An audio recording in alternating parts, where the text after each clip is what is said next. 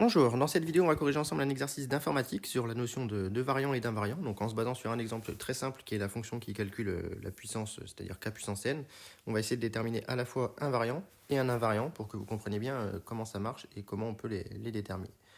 Donc dans un premier temps, cette fonction puissance elle est toute bête, hein. Le but de cette fonction c'est de calculer k puissance n en utilisant le fait que k puissance n c'est égal à k fois k n fois, tout simplement. Donc on a un compteur i qui vaut n et qui va nous permettre de multiplier k fois n, puisque tant que i va être positif, on va multiplier un résultat par k. Donc on nous demande dans un premier temps de trouver un variant. Donc pour ceux qui ne le savent pas, un variant c'est une suite d'entiers naturels strictement décroissante à chaque itération. Donc ici, la recherche d'un variant se fait pour une boucle while, hein, donc à chaque itération de la boucle while, on va chercher des entiers naturels décroissants.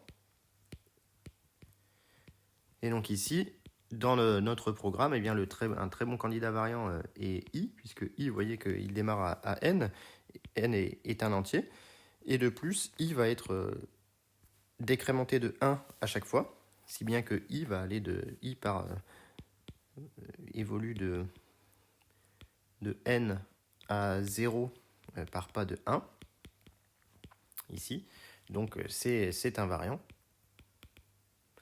Et donc comme on a réussi à trouver un variant, eh bien on a la boucle while qui se termine. C'est normalement assez intuitif, puisque comme i au départ vaut n, et que i décroît de 1 à chaque fois, forcément qu'au bout d'un moment, i va passer en dessous de 0, et le programme va se terminer. Donc voilà pour cette notion de variant. Ici, c'était pas très compliqué. Dans la deuxième partie, on nous demande de montrer que res fois k puissance i égale k puissance n et i positif ou nul est un invariant de boucle. Alors un invariant, c'est une propriété qui nous sert à démontrer ce que fait un algorithme. C'est une propriété qui est vraie avant le début de la boucle while.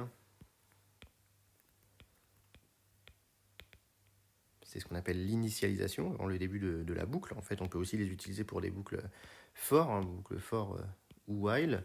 Ça, c'est ce qu'on appelle l'initialisation. Ensuite, on a ce qu'on appelle l'hérédité. Hein, c'est si elle est vraie au début d'une itération, alors elle est toujours vraie à la fin de l'itération.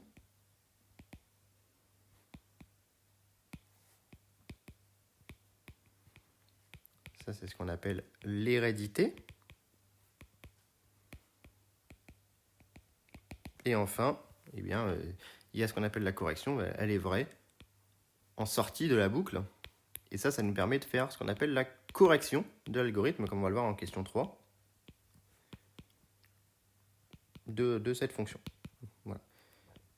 Donc ça, c'est plutôt l'aspect théorique. Maintenant, on va se pencher sur l'aspect un peu plus concret. Ici, on nous dit que l'invariant, la propriété qu'on va appeler P, c'est res fois k puissance i égale k puissance n, c'est-à-dire res égale k puissance n moins i, et i positif ou nul. Ça, c'est notre invariant.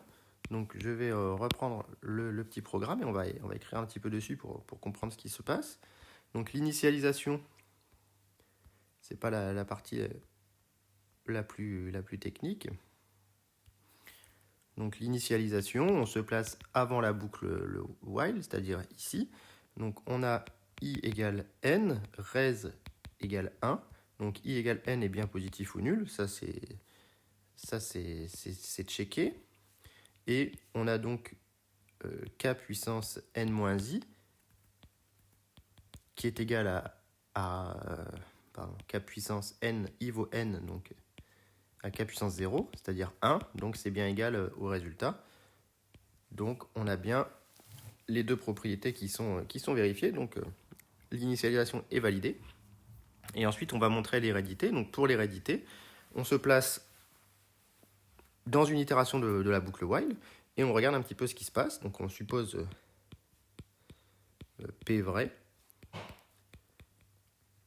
au début d'une itération, et on va essayer de voir si c'est toujours vrai à la fin de l'itération. Donc première chose, comme je rentre dans la boucle while, c'est que nécessairement on a i qui est positif, et on suppose que res égale k puissance n-i.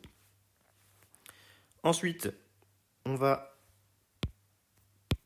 dans l'étape suivante, multiplier res par k. Donc ici, en deuxième étape, res est multiplié par k, donc il devient égal à k puissance n-i plus 1. Et on a toujours i positif, on n'a pas touché à i. Et ensuite, eh bien, on vient ici retrancher 1 à i. Donc mon i qui était positif strict, si jamais il vaut 1, il devient nul, donc i devient positif ou nul. Et res, eh bien, comme je retranche 1 à i, devient égal à k puissance n-i. Et donc on retrouve bien la propriété P. Donc on a bien l'hérédité qui est validée. Ici, il faut bien regarder à chaque étape de la boucle while ce qui se passe et si ça valide notre propriété. Donc comme je suis rentré dans la boucle while, i était positif. J'admets en plus que la propriété était vraie au début de la boucle, donc res égale k puissance n-i. Et ensuite, res égale k fois res. Et on a réussi à montrer ça. Donc justifier la correction. Pour la correction, on va se placer en sortie de la boucle while. On a nécessairement i qui est négatif ou nul, puisque c'est la négation de la condition de la boucle while, c'est-à-dire négation de i positif. Et ensuite, on sait que de par la propriété de l'invariant, eh bien l'invariant est vrai en sortie de la boucle, et on a aussi l'invariant qui est vrai en sortie de la boucle. Donc l'invariant qui est vrai en sortie de la boucle, ça nous dit que i est positif ou nul et que res est égal à k puissance n-i. Et donc tout ça mis ensemble, on se retrouve avec i qui doit être positif ou nul et i qui doit être négatif ou nul par négation de la boucle while. Donc j'en déduis évidemment que i égale 0.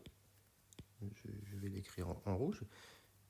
Que i égale 0, première chose, en sortie de la boucle. Et donc, comme res est égal à k puissance n-i, res est bien égal à k puissance n. Donc retourner res en sortie du programme retourne bien k puissance n, ce qui est ce que je voulais exactement que mon programme fasse. Donc j'ai bien corrigé mon programme. Donc voilà pour cette vidéo d'introduction et de correction d'un exercice sur les variants et les invariants. C'est une notion fondamentale et très importante en algorithmique. J'espère que c'était clair. Sinon, comme d'habitude, mettez-le en commentaire. Merci.